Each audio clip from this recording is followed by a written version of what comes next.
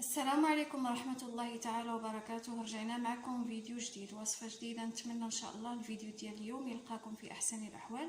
وصفتنا اليوم هي عبارة عن لحم كيكون طايف في الكوكوط ومحمر في الفران، كيجي زوين. طريقة سهلة ومقادير بسيطة. نمشي معكم للطريقة.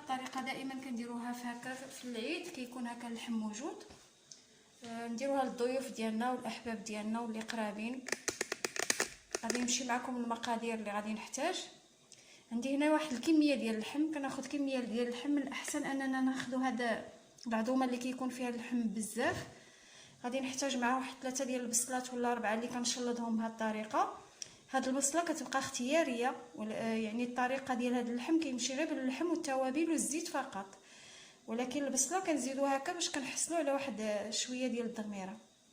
غادي نحتاج معلقه صغيره عامره ديال السكينجبير، 4 ديال الفصوص ديال الثوم محكوكين، نص معلقه ديال الخرقوم، معلقه صغيره عامره ديال التحميره، نص معلقه ديال الفلفل الاسود اولا البزار، معلقه صغيره ديال السمن، كاس ديال الماء، نص كاس بين زيت المائده وزيت البلديه ولا زيت الزيتون. وغادي نحتاج واحد المعلقه صغيره ديال القزبر حبوب.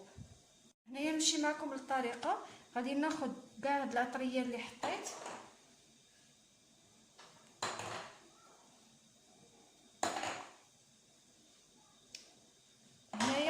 كنديروا واحد الدويمه ديال الزعفران، الا كانت عندنا الزعفران الشعره كنديروه كيكون احسن. وكندير نسيت هنايا الملحه ما ذكرتهاش معكم، ضروري نديروا شويه. غادي نجيبها ونرجع معكم. غادي ندير معلقه صغيره ديال الملح. هنا ما نكثروش الملح حتى نذوقوا عاد، ونزيدوا الا كان خاص معلقه صغيره ديال القزبر يابس مطحون. وغادي ندير هذا الثومه اللي حكينا، 4 ديال الفصوص، ومعلقه ديال السمن. هنا السمن العادي، وإلا كان عندكم هذاك الحار مزيان ديروه. وكندير هاد الضويمه ديال البنه. غادي ندير هاد الضويمه ديال البنه، وغادي نكب هذا نص كاس مخلط بين زيت المائده وزيت الزيتون. الا ما كانش زيت الزيتون كنديروا غير زيت المائده عادي. وغادي ندير هاد الكاس ديال الماء. غادي ندير دابا غير النص ديالو، وفاش نبغي نطيبو غادي نزيد النص الاخر. غادي نخلط مزيان هاد التوابل هادو صافي. من بعد ما خلطت مزيان هاد التوابل كناخذ اللحم، كنحاول باش نديرو مزيان في هاد العطريه هذه.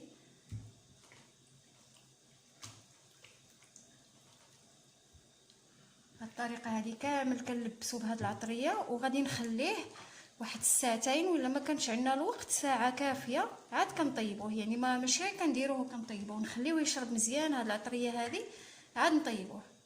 اذا هنايا من بعد ما فاتت ساعه انا خصني دغيا نطيب هذا اللحم. من الاحسن انكم ديروا هكا ساعتين ولا اكثر ولا ليله كامله، الا كنتم مزروبين ساعه كافيه انه يشرب ديك الاقامه. صافي غادي نديرو في طنجره الضغط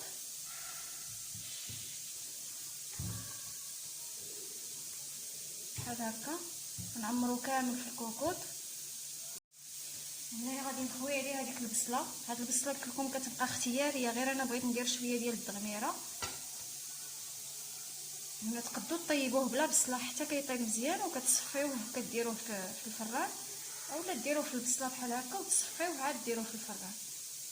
غادي نخوي عليه هذيك الاقامه اللي بقات، وهذاك نص كاس ديال الماء اللي كنت خليت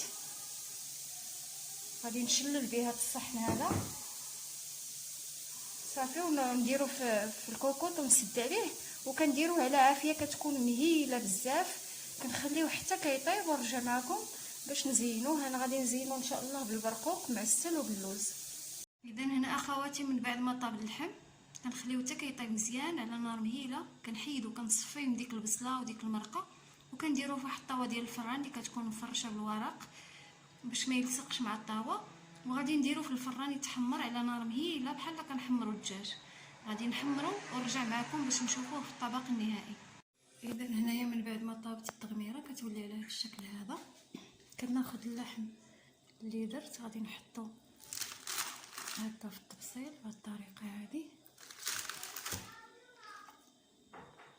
صافي. وغادي نزينو بالبرقوق اللي طيبته وعسلته، واللوز محمر.